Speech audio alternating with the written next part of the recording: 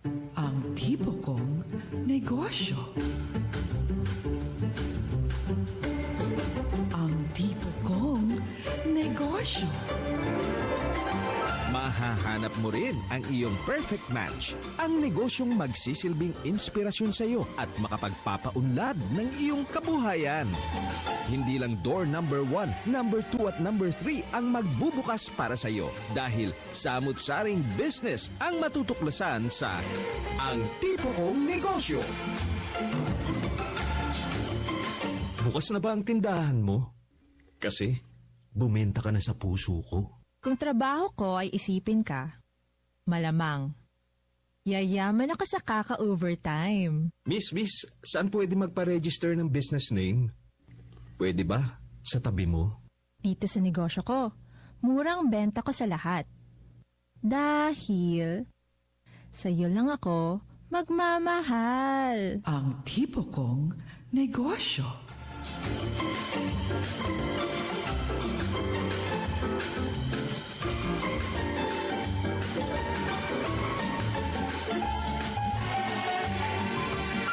Magandang umaga ho sa inyong lahat mga kaibigan. October 25 na 2013. Sumasa inyo ang edisyong ito ng Ang Tipo Kong Negosyo. Sina Tess Ramirez at Direktor Telma Dumpit Murillo sa Ang Tipo Kong Negosyo. Ang programang ito ay hatid sa inyo ng PBS Radyo ng Bayan at ng Department of Trade and Industry. Ako po si Tess Ramirez at ang aking partner si Director Telma Dumpit Murillo. Ma'am Telma, good morning. Good morning, partner. At syempre sa ating mga suking taga-subaybay, magandang umaga po at samahan po ninyo kami sa susunod na isang oras dahil maganda na naman ang ating topic sa umagang ito. Maganda talaga. Kasing ganda ng panahon ngayon sapagkat Oo. sumisikat ang haring araw. Salamat naman at nagkaroon ng break dahil panay-panay yung ulan itong nakalipas na mga linggo. So ngayon mukhang maganda na. Tsaka ano na ba ngayon? Amihan na ba ngayon, partner? Meron ng samyo ng hanging amihan tayong nararanasan. Di ba? Oo. Malamig-lamig Medyo na lumalamig-lamig na, no? So, ayan na. Yan ang signal na papasok na ang ano bang tawag doon? Season ng Kapaskuhan. Yes. Di ba? Tama. Anyway, yung topic natin ngayon, partner, di ba, napapansin mo ba, lahat ngayon dahil ang mga tao lagi nagmamadali, wala nang panahon na magluto. So, kaya instant noodles, di ba? Mhm. Yan laging kinakain. O baka naman walang pera, kaya instant noodles. Oh. Nagtitipid sa gas, di ba? Oh. Panluto. Correct. di ba? So, lahat nagmamadali, lahat gusto instant, lahat walang pasensya. Ako, guilty ako dyan. Laging gusto ko may sagot agad. Mhm. Ganyan. So, pati sa mga relasyon ay gusto instant. Ay, di ba mahirap yun? Mahirap talaga. Ang ano na lang ngayon, wala nang, di ba noon merong mga long courtship pa. Ngayon Dati, wala nang long oo. courtship. Parang, Sabi nga nila, gusto, hindi na raw uso ngayon yun eh. oo. Ang Pero, ano ngayon may gusto ka ba sa akin? Oo, hindi. Ganun eh. Yun na kagad. Yes or no? Oh. So, kaya yung isa nating guest, pag-uusapan natin yung speed dating. Narinig mo na ba yun? Speed dating. Speed dating.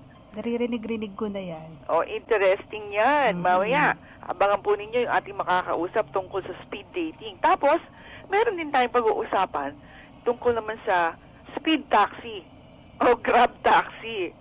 Kung ikaw ay nagmamadali na makasakay, kailangan mo ng taxi imbis na mag-antay ka ng bus, hindi pa. Hindi kaya speed hold up yung mangyari sa atin yan. Uy, tama ka dyan, partner. Ang dami ngayon nangyayaring hold-upan sa taxi, hindi ba? Mhm. Oo, pero hindi, ito naman ano yan, kung bagay, dokumentado. Pag ikaw ay sumakay dito sa grab taxi na to, sinusulat nila yung plate number, yung sino yung driver, yung ganon. So, ang tanong dyan, magkano yung presyo? Ayun na nga, baka diba? doble o kaya siguradong mas mahal. Oo, so mamaya pag-usapan natin yan. Tapos meron din yung instant quick egg. Oh, di ba? Quick egg? Insta-busog.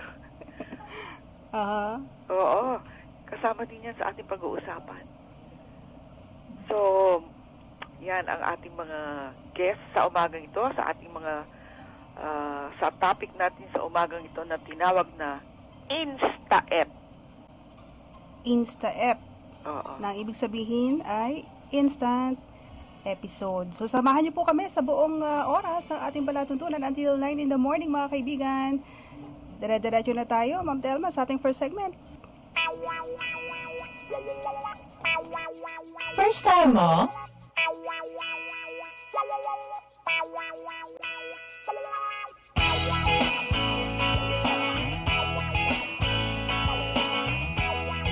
Ayan, first time mo ang ating segment at first time din kayang mag-guest sa radio station ng ating mga panauhin ngayong umaga.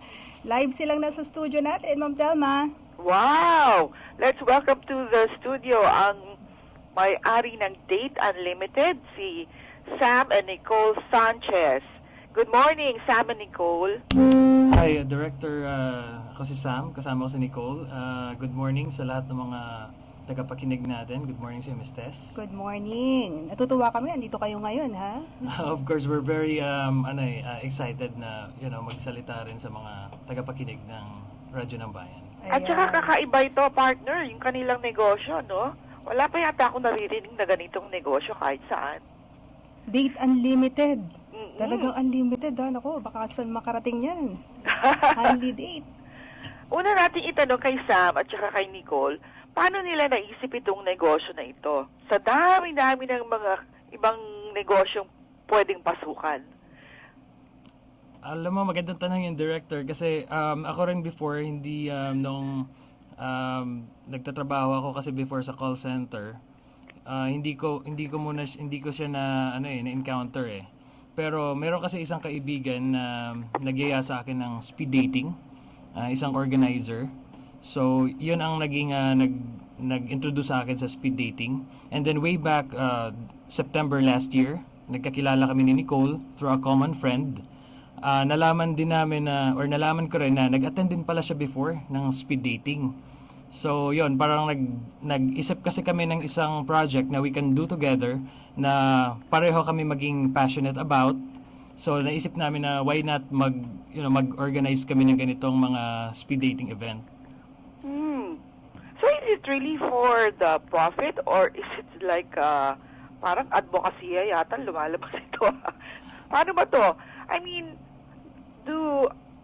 is it the sign of the times na yung mga tao ngayon wala na silang panahon na talagang go through yung mga sinauna ba na long courtship and all that? Actually, Director, ang purpose talaga namin is para magkatagpo-tagpo yung mga single. Kasi marami namang reason kung ba't hindi magkatagpo-tagpo yung mga single. For example, yun nga, busy sa work. Yung iba naman, sa work nila, puro married na yung mga kasama nila. Di ba? So, ang pinaka-purpose talaga yung magkatagpo-tagpo yung mga single. And then, ang inspiration nito, yun nga, merong isang friend kasi na nag-introduce sa bawat isa sa amin. So, naisip din namin na magkaroon, or kami yung magiging friend din ng mga single para mag-meet sila. So, it's like an advocacy. Oo. And at the same time, talagang nirehistro namin sa DTI. Of course, siguro kaya nakita din ng producer ng show or ng program na to. Kasi talaga, meron kaming registration din talaga sa government natin. Ibig sabihin, business talaga ang inyong intention. Pero ano ba yung ending? Meron ba kayong relasyon ngayon? Boyfriend, girlfriend? Nauwi ba sa ganon? Yes, kami kasi ay mag-on kami since October 3 last year. Actually, nung una kasi parang sabi namin na mag-organize lang tayo ng event, ganito, ganyan. And then, nag-research ako, kailangan pala talaga ng parang merong registration na parang events company. Kasi, of course, yung mga tao, hindi naman basta-basta magtitiwala sa amin kung hindi kami nagparehistro talaga. Oo, kaya, hindi kayo legit. Oo, tama, Director. Kaya, Tinutuon nyo na. tinutuon na namin. Kasi wala naman kaming experience before sa mga wedding or sa mga anong event man yan. Pero, na-research ko nga sa DTI and then tumawag din ako sa hotline yun na yun pala, kailangan under events management kapag ganun mga project ang ginagawa. Bagay naman sila, Director Telma, kung inyong makikita. Talaga, cute ba Yes. sila? Pero curious lang ako, ano yung profile ng mga sumasali sa speed dating? Baka naman may mga mental case, ha? Ay, wala, Director. Wala. Kung makita mo ngayon sa website namin, meron lang isang vlogger din doon na nag-attend siya. Sabi niya, parang I expected the expected na mga weird daw ang mga sasali, parang mga aloof, ganon, parang mahihain. Pero pagdating niya doon, nagulat daw siya, parang mga artistahin doon yung mga pumupunta eh. Talaga? Yes, kasi ang profile namin, mga professional, mga business owner, meron kami mga freelancer. Actually, maraming doktor na nag-attend sa amin at saka lawyer din. So, yun. How did they, curious lang ako yung, what kind of demeanor or, di ba, yung, parang hindi siya maka-Pilipino ang kultura kasi natin mahiyain, yung ganon. Hindi ba, katulad sa Amerika na, internet, ayan, may mga, dyan, date talaga, no? Pero dito sa atin, ganon na rin ba? Sa atin kasi parang marami na rin nagtatry ng online dating. Pero ang problema kasi doon, hindi nila nakikita yung mga tao. So ginawa namin, nag-create talaga kami ng event and then nagpakilala kami siyempre sa mga tao na kami ni Nicole, in a relationship kami, ganon. Para magtiwala sila na meron talagang nag-organize, legal talaga siya. At saka, yun nga, pinaka-purpose nito, magtagpo-tagpo yung mga single sa isang lugar. At magiging masaya yung pagtitipon kasi meron kaming ginagawa na mga icebreaker game, mga get-to-know game. At meron kaming sistema talaga na ginagawa. At of course, kakain din doon, snacks, dinner, gano'n. So, bonding siya. So, yun ang kagandahan bonding siya na wholesome eh. 'Di ba? Hindi rin kami nagpapainom doon, walang inuman, gano'n. So, it's a very wholesome thing talaga. Oo. Ayun. Pero saan pumapasok yung kita ninyo? Paano kayo kumikita sa ganitong klase ng negosyo? What do you charge? Meron kaming registration na ginagawa sa kanila. Kasi of course, we'll book the venue, ganon. Exclusive kasi just siya like any event. business director. Ang kagandahan sa amin kasi, hindi namin sila dinadala sa isang restaurant na, alam mo yun, parang maraming usesero na nanonood, ganon. So, we book talaga a function room. Yeah. Talagang gumagastos kami doon. So, of course, kailan din namin mag-collect ng registration fee para sa participants. At doon pa lang, nasasala na yung mga sumasali. Kasi ang rate namin nasa 800 to 1,000 eh. Ayun. So, hindi lang yung basta tambay lang dyan, isipang sumali, ganun. And then, we profile talaga, tinitingnan namin kung may trabaho, kung maganda yung profession, ganun. So, sinasala talaga namin. And kung meron mang magka-developan, may bonus bang kita on your part? Sa amin. Actually, we don't charge. Kasi ang amin naman, ang parang masaya na kami na marami silang nakilalang kaibigan and then lumawak yung network nila. Kasi sometimes ganun yan, di ba? Yung kaibigan mo yun na mag-introduce sa'yo dun sa ibang tao pa. Like nangyari sa amin ni Nicole, yung kaibigan ko na HR sa opisina namin before, close kami nun, tapos inintroduce ako kay Nicole. So kaya kami nagkakilala. So parang ganun din yung prinsipyo na pinapa-iral namin sa event namin. Ayun, So, okay. Nicole, do you pre-match your participants? Kasi sabi ninyo, nagre-register sila, hindi ba? So you take a look at your profile. Meron bang pre-matching na nangyayari o talagang iikot lang sila ng iikot? And how long is, kasi alam ko speed dating, mga 5 minutes and then you go to the next one, then to the next one, to the next one. Di ba ganun yun? Ganun ba kabilis, Nicole? Ang mga mga 4 to 5 minutes each yung usap nila. Tapos, nangyayari, yung mga babae yung nakaupo. And then, yung mga guys, yung mga lalapit. Umiikot. Oo, tama. In terms of pre-matching, may separate kasi kaming service. We also do matching service. Pero sa event na to, kumbaga, free for all siya. So, ibig sabihin, may opportunity yung mga tao na mas madami makikilala. Oo. Paano yung mga, Ma'am Telma, iniisip ko yung mga menor de edad na maaring sumali dyan. Meron ba Meron kayong bang ganun? restriction with regards to age? Yes, kasi of course, nag-research din kami sa mga ginagawa din sa US. Actually, sa US kasi director is 18, tinatanggap na nila. Pero sa amin kasi naisip namin, well, 18, baka nag-aaral pa sa college yun, baka kinukuha pa sa parents yung pera yun, di ba? So, ginawa namin, nag-start kami ng 22. So, graduate na yun, may mga trabaho na talaga. So, 22 for the girls, starting age, and then At saka 23 nasa naman. legal age na sila, di ba? That's right. And then, yun, maaga naman makaka-uwi, hindi naman to parang overnight. And then, very strict kami sa time limit eh. Pag sinabi namin na 3 hours talaga. And after, uwi na talaga. Wala nang mga inom-inom pa doon, gano'n. So, Wala ganun lang. namang nangyayari na 60 at saka 16 years old, nagiging... Ay, ano ba Ano yan? na? Alam ko Diba? yung balita na yun, napakinggan ko ka. Oo, wala naman nagdedemanda Wala sa inyo. namang ganon, wala namang Walang mahabang ganon. hair dito. Wala namang mahabang hair. Talaga. So, it's all clean fun, di ba? Yes, director. It's it's a clean fun. And then, may limit din kasi, hindi pwedeng lolo na sumasali pa. So, yun, meron kaming limit na Unfair! sa guys, 38 years old naman, sa girls, like 35, ganon. So, may mga limit kaming sineset para Kaya madaling magkakatagpo pakiin. yung edad. Madaling pakiin yung edad eh, di ba? Nire-require nyo ba yung birth certificate? Actually, O hindi naman? we take their word for it eh. Kasi parang ano to tawag nito. Meron silang, parang nag-agree sila dun sa terms and conditions namin. Na, tapos meron din kami ginagawang konting profiling din, then konting background na ginagawa namin. Titingnan namin yung mga social networks nila, di ba? May mga ganun kaming ginagawa rin. And then we have this friend Background na HR, na yun yung parang in charge namin sa parang verification naman. Kasi of course, 14 yan eh. Ayun, okay. So, Mabusisi you palang said trabaho that ito. boys and girls can join. What about third sex? Do you also allow them? Sa amin kasi parang nag-focus kami sa straight eh. So, alam namin merong mga ibang organizer na parang LGBT ang focus nila, parang mga really? third sex. That's a Ganun, parang- separate. yeah, we respect them naman kung yun ang gusto nila. Pero sa amin kasi naka-focus kami sa straight. Kasi, di ba, sa statistics kasi sa NSO, sa Metro Manila pa lang, 2 million na yung singles eh. So, really? yun. Kasama na yata yung partner ko dyan sa single. Maybe doon sa ano ng NSO. Kung updated. Kasama ba? Kasama? Actually, marami kasing batches. Meron kaming for the younger age group and meron naman para sa mga not so young age group. So may mga ganon kami. Like tomorrow, meron kaming for the older age group, age 33 up to 43 na girls. And then guys naman is 35 to 48 naman. O, Ma'am Telma, may umaapela dito. Kasama rin daw sa single sina Marella at Marjorie. Ay, ganun. Akala ko taken na sila. Ay, hindi daw. Taken by Sila work. taken. Meron bang mga celebrity? Curious lang ako, Sam. Celebrity. May mukhang celebrity. Oo.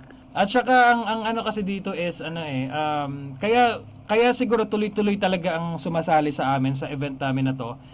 Every 2 to 3 weeks, kompleto talaga kami, hindi kami nagmo-move, and dami sumasali is because yun nga, masaya sa event, lumalawak yung network nila, nade-develop yung social skills. At the same time, after the event, meron pa kaming parang group sa Facebook na ginagawa. It's a secret group. It's called Hangout Club, na nagkikita-kita doon yung mga previous participants ng event namin. So parang we're building a community na lahat nagkikita-kita doon. Wow, Well, nung that's first great. event, merong celebrity sana, pero kaibigan ni Nicole yun, parang he'll be hosting sana, pero hindi natuloy. Pero sa mga participants namin, marami naman mukhang celebrity. Ayun, okay. Maganda itong negosyo nyo ito, pero konting ingat lang kasi baka mamaya yung mga sindikato, alam nyo naman, di ba? Iba yung iniisip, mapasok din yung wag naman sana. Pero That's right. ingat kayo, ha? And then we're very careful eh. Tinitingnan din namin sa ano din talaga, sa mga laws natin dito sa Philippines, DTI regulations, ganun. So we're very careful about that. Ayan, okay. Andiyan pa rin pumapasok ang tulong ng Department of Trade and Industry, Ma'am Telma. Yes, of course, anytime. Alam mo naman tayo, basta sa serbisyo publiko. Anyway, so pasalamatan na natin yung ating mga guests.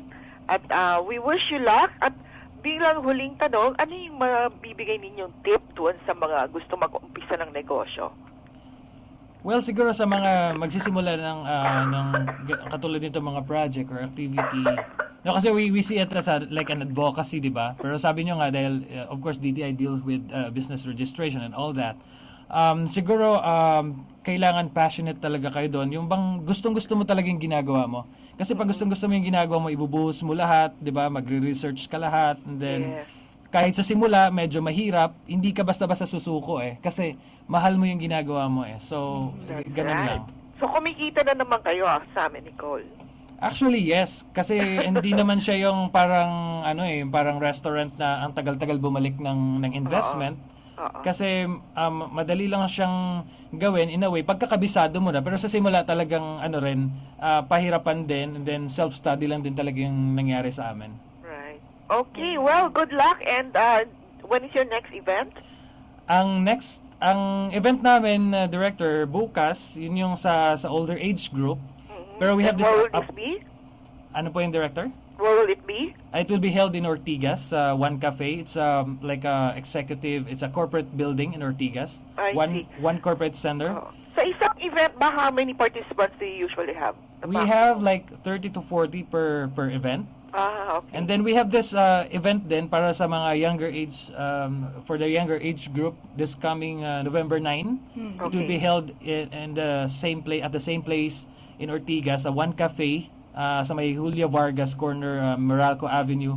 And then, of course, people can see the updates sa website namin. It's www.dateunlimited.net. We also have a Facebook, www.facebook.com/dateunlimitedonline. Great. Thanks very much, Sam and Nicole Sanchez. Maraming Thank you for salamat, coming. Director Miss Tess. Baka sa susunod, wedding event na yung i-organize nyo, ha? Meron ba Pwede, kayong wedding plans? we receive a lot of inquiries. And then ang executive producer natin sasali yata. Saka si Marge.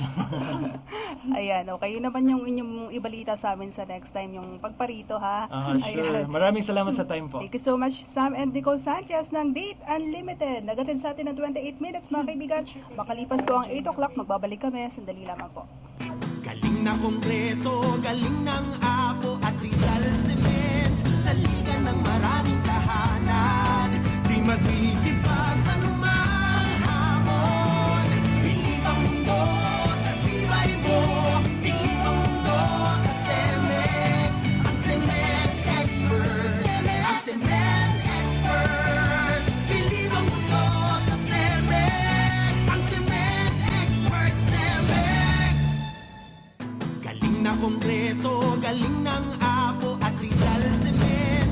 Sa liga ng maraming tahanan, di magtitipag anumang hamon. Pilit ang mundo sa tibay mo, pilit ang mundo sa Cemex. Ang Cement Expert, ang Cement Expert. Pilit ang mundo sa Cemex, ang Cement Expert, Cemex. 7,100 islands. Philippine Broadcasting Service, Radyo ng Bayan 738 sa Mega Manila. One Philippines, one network. PBS.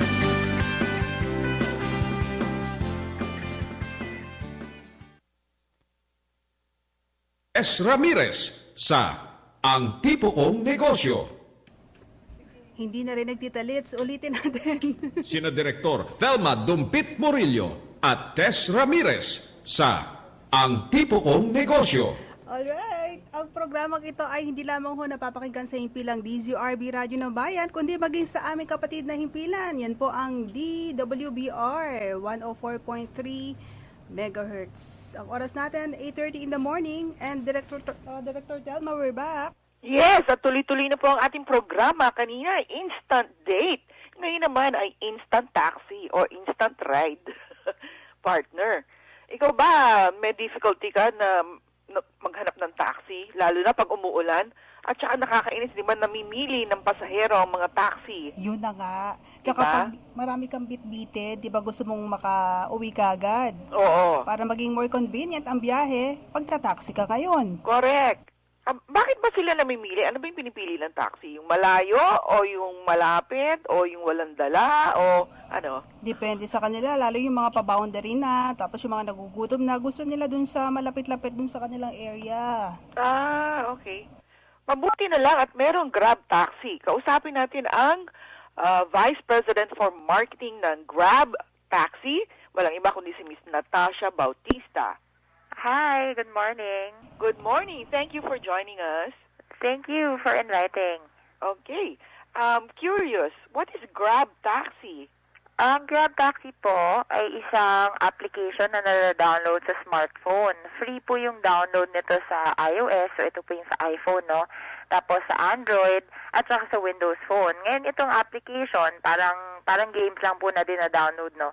Itong application, nakakatulong po sa pasahero na makapag-book ng taxi. Mhm. Tapos, gaano kabilis dumadating yung taxi? Depende po yun, pero yung algorithm po kasi namin sa pagkuha ng taxi is yung mga taxi lang na malalapit sa area nyo, mga around 3 kilometers, yun yung nakakakuha ng trabaho, nakakita nung job na binablast nyo dun sa app.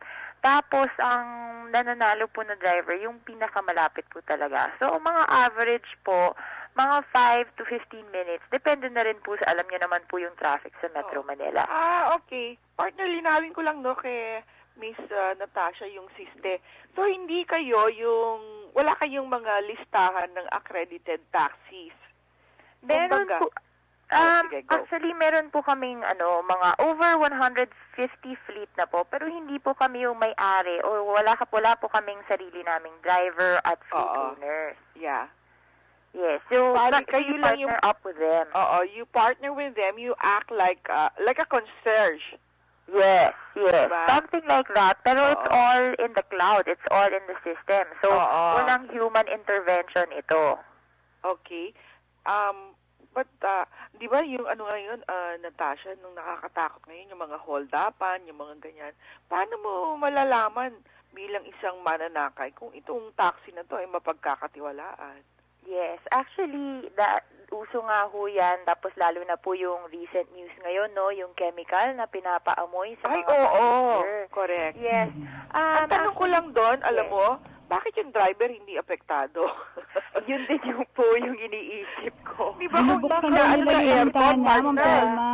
Kaya ganon, Hindi ko hindi rin masyado. po alam, yun din po yung iniisip ko din eh. Oo. May immune na siguro sila. Okay, go. Sa Grab Taxi kasi, marami po kaming ways para ma-secure talaga ang safety ng passenger. Kasi yun po yung pinakauna talaga na pinaprovide namin sa passenger. Yun yung safety. Kaya nga po, okay na okay itong Grab Taxi. So, lahat po ng mga drivers at taxis na nasa sistema namin, handpick po talaga yan. Hindi lang po kahit sino ang pwedeng makapasok sa amin. Handpick po yan, tinitignan namin yung mga records kung meron ba silang mga bangga, nagbabayad ba sila on time.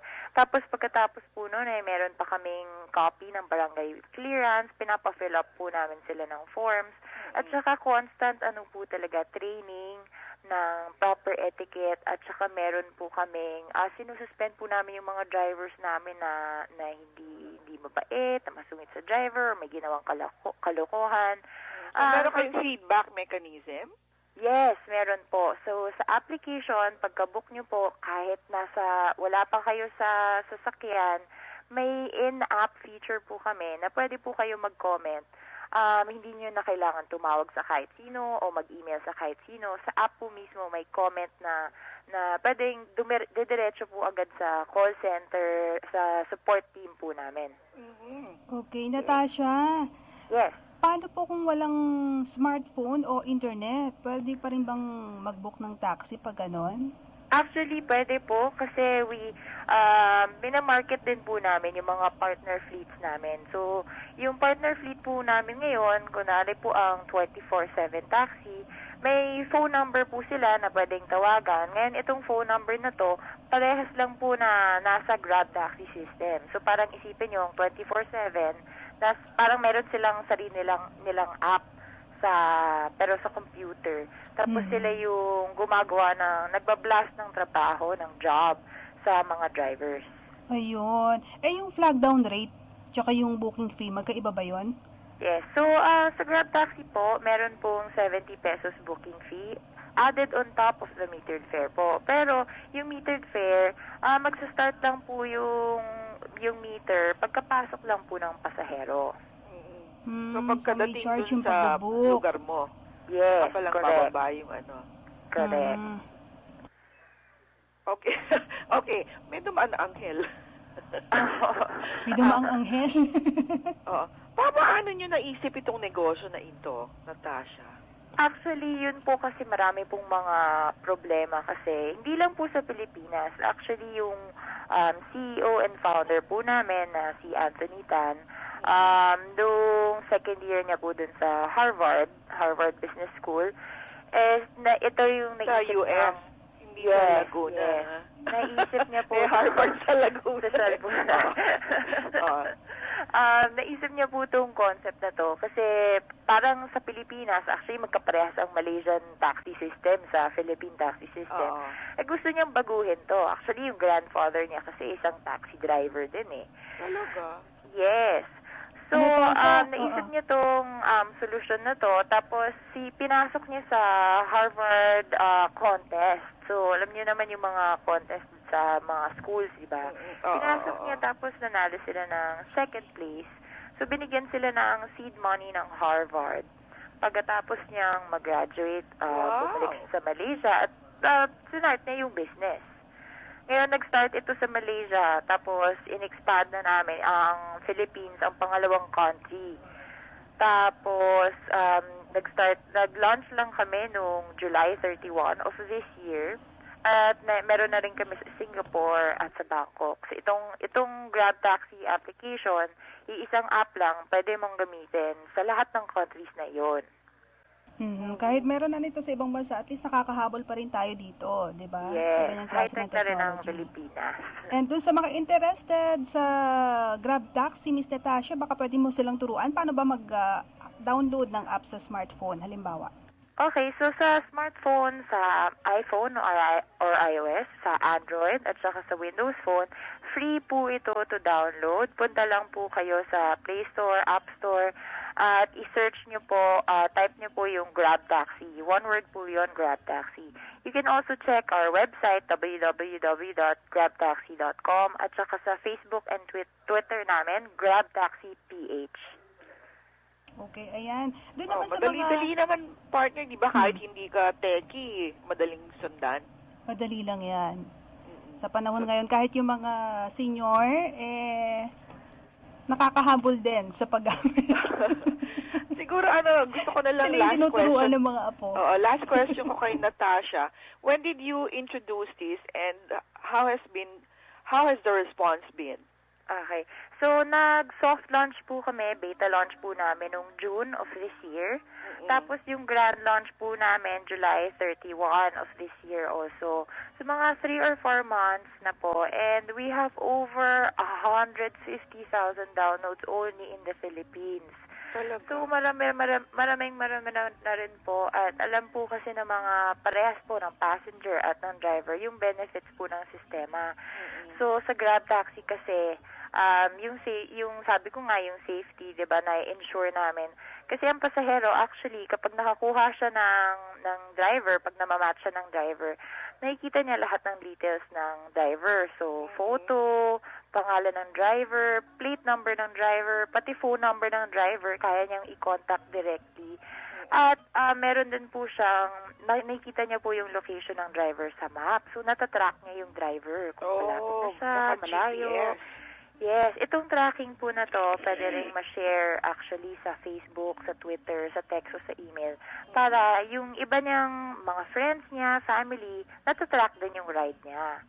So, yung feedback po has been very good.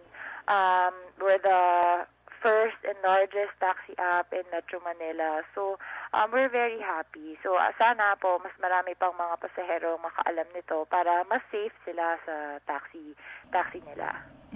At syempre sa ganyang klase ng negosyo, Jack, na meron kayong partner drivers, di ba? May mga advantage ba kung halimbawa sila'y napasali sa ganitong klase ng negosyo ninyo, Miss Natasha? Yes, definitely yung mga drivers namin. Siguro yung income nila nag-i-increase ng up to 30% to hanggang 300%. Marami na kaming mga drivers na talagang tuwang-tuwa sa sistema na to na halos hindi na nga sila tatanggap ng mga driver sa road kasi tuwang-tuwa talaga sila sa Grab Taxi na more than double talaga na dodoble talaga yung Saka yung income menos nila. sa di ba, sa gasolina kakaikot. Yes, so Naghahanap dagdag ng na nga, pasahero. dagdag na nga yung nakukuha nilang income, nababawasan pa yung gastos nila sa paikot-ikot, tsaka yung idle time nila na nakatambay lang, naghahanap ng pasahero. Kasi sila, meron din silang smartphone, meron din silang application na ito. So, hindi na nila kailangan maghanap ng pasahero. Kasi lalabas sa cellphone nila mismo kung nasaan yung pasahero. Hindi nila alam, malapit lang pala yung pasahero. Hindi lang nila nakikita. Nako, dun sa mga nakikinig ngayon na taxi drivers, baka meron kayong gustong iwan sa kanilang mensahe at meron pa bang opening, by the way? Pwede ba silang sumali sa Grab Taxi? Yes, of course, of course. Akala ko gusto mo mag-apply kay Kasha partner. Bukas na bukas sila. Pwede po yan. Pwede po. As much as possible, pinapadami pa po namin yung supply base namin ng mga drivers sa mga fleets para mas mabigyan na din namin, 'di ba, ng mga taxi rides ng mga pasahero, lalo na kapag lalong lumalaki pa ang Grab Taxi. So, individual taxi drivers ito, hindi yung taxi companies or yung operator ang kausap ninyo dito? Sa taxi operator po kami unang pumupunta. At dahil po kasi gusto po namin na syempre ayaw po namin i-bypass yung mga taxi operators kasi sa kanilang unit po yun, 'di ba? Correct. At the same time, yung safety feature din po, sila po yung may kilala sa driver. So tinatanong po namin sa kanila, sino ba yung mga drivers na tiwala nyo, na walang mga record ng kahit ano. So, mas dumadagdag pa yung safety aspect ng Grab Taxi kapag galing sa fleet owners talaga. Ayun. Okay, ang galing. Yes. Thank you. Well, we wish you all the best and we hope that you expand all over.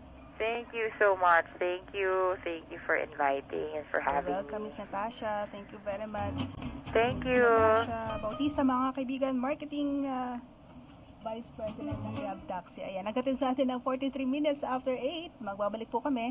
Ilan lamang mga paalala.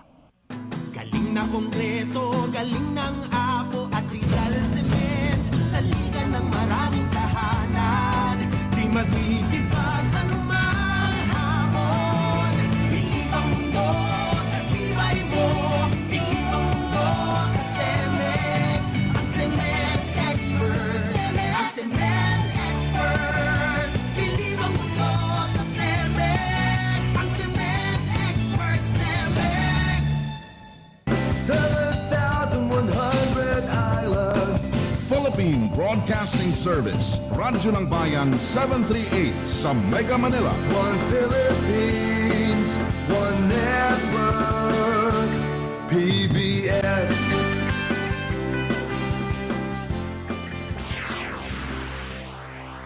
Ngayon, mapapakinggan na ang PBS Radyo ng Bayan saan mang panig ng daigdig sa pamamagitan ng internet. Mag-log on lamang sa www.pbs.gov.ph.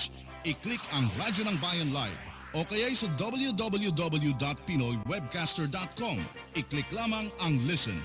Worldwide na ang PBS Radyo ng Bayan, ang radyo ng bayan. Hi, ako po si Carlos Cruz IV mula sa Manila Central University. Manatiling nakatutok sa Radyo ng Bayan 738 kHz para sa mga nagbabagang balita.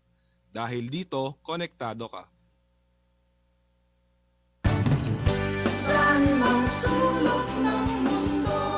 Tangkilikin natin ang radyo ng Pilipino, ang tinig ng mamamayan. Ito po ang inyong lingkod, Secretary Sunny Coloma, dito sa DZRB, Radyo ng Bayan, 738 kHz. Konektado ka. Pinoy, konektado ka. Pinoy, konektado ka. Pinoy, konektado sa PBS. Konektado pa rin kayo sa DZRB Radyo ng Bayan at sa programang Ang Tipo Kong Negosyo. Alas 8:45 na po ang ating oras. Bukas na ba ang tindahan mo? Kasi bumenta ka na sa puso ko. Kung trabaho ko ay isipin ka, malamang, yayaman ako sa kaka-overtime. Miss, saan pwede magpa-register ng business name? Pwede ba? Sa tabi mo? Dito sa negosyo ko, murang benta ko sa lahat. Dahil, sa'yo lang ako magmamahal. Ang tipo kong negosyo. Sina Tess Ramirez at Direktor Telma Dumpit Murillo sa Ang Tipo Kong Negosyo. Maging produkto ka man.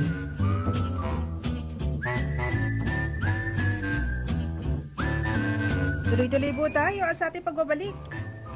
Produktong itlog naman yung ating pag-uusapan, di ba, Director Telma? Ibang klaseng itlog ito. Oo. Naalala mo ba yung joke na anong nilalagay mo sa sa itlog sa umaga? Saan? Sa noodles? Diba? Sa lugaw? Itlog. Hindi, anong nilalagay mo nga sa itlog ng Mr. Mo sa umaga? Diba asin dapat? Oh. Yung sagot ng misis, pulbos. Pulbos? Ay, ito talaga, oo. Sumali ka nga dun sa Date Unlimited. Hindi naman tayo kumain ng corn pareho ngayon. Anyway, dyan na sa linya natin yung ating susunod na panauhin. Okay, kausapin na natin ang chairman ng Quick Egg, Mr. Michael Lescano. Alam mo, kukunti lang ang alam ko dito sa Quick Egg na ito kaya gustong-gusto kong makausap si Mr. Lescano. Good morning, Mr. Lescano. Good morning po, ma'am. And welcome to the program. Thank you very much po. At kami po nabigyan ng pagkakataon para ma-promote namin po itong aming product. Opo. Ano po ba itong Quick Egg na ito? Yung iba kasi sinasabi parang fake ito na itlog. Opo. Actually po, itong ating Quick Egg is a brand name po ng ating pong tatlong produkto. So, ang pasteurized liquid whole egg, ang pasteurized liquid egg, at yung pasteurized liquid egg yolk. So, ito po, ano man po yung atin pong lutuin o pagkain na may sampak na itlog, ay pwede po natin itong gamitin o haluan ng Quick Egg. Ano po? So, ito po isang pasteurized egg. So hindi siya galing sa manok? Galing po siya sa manok. Yung pong itlog, yung raw egg po talaga. Galing talaga sa manok? Oo, na pinapasteurize lang po natin. Oo. Kumbaga sa gatas, no? Pinapasteurize. Opo. So, bakit?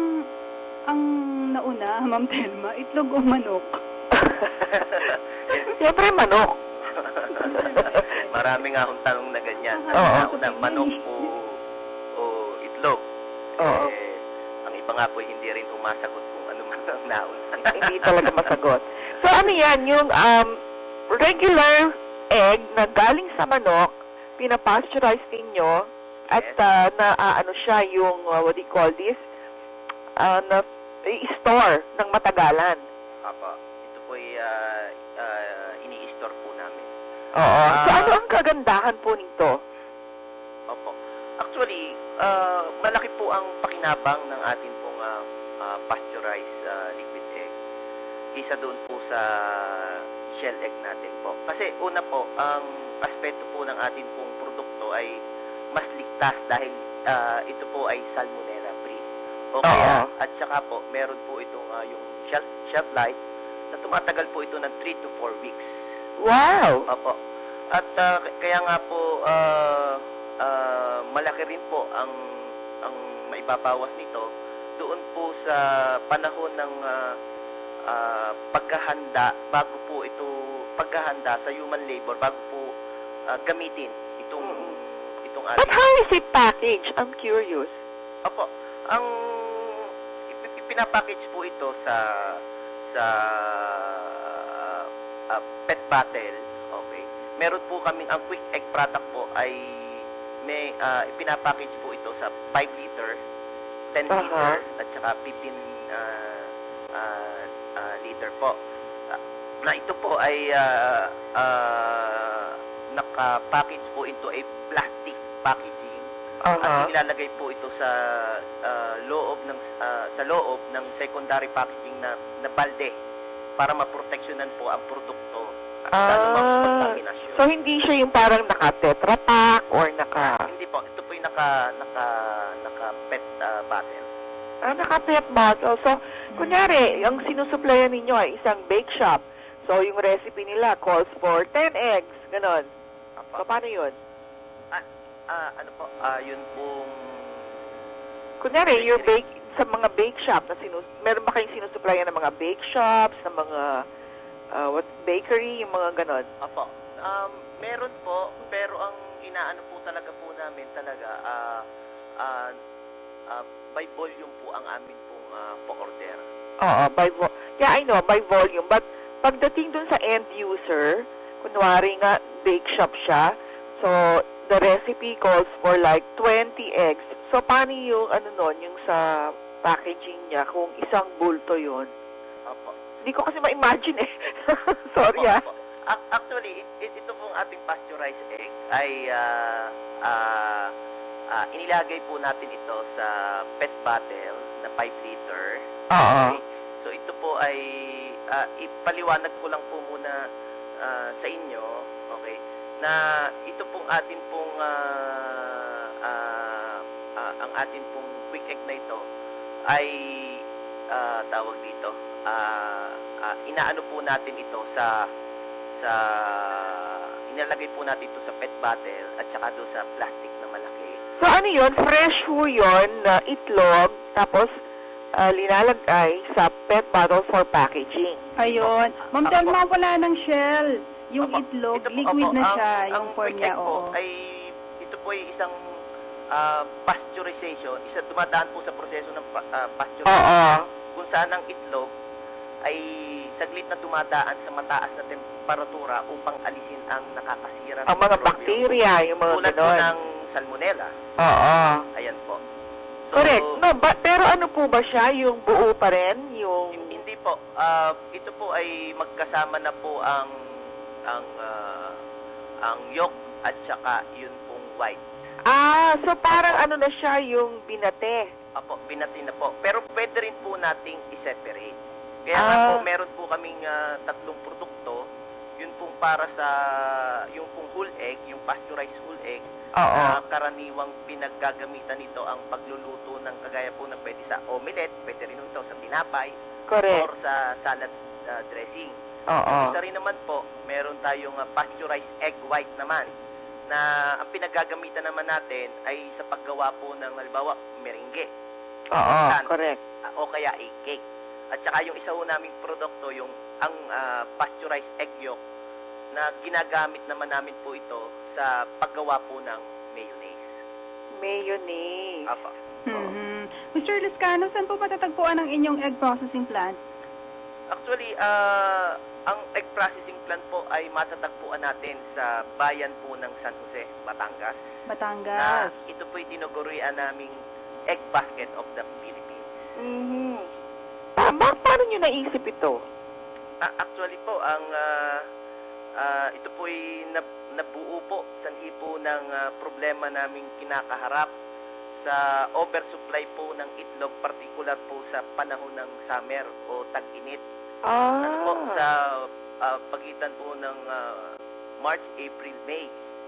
Opo. Kasi po, madalas po dito, ang demand po ay maliit.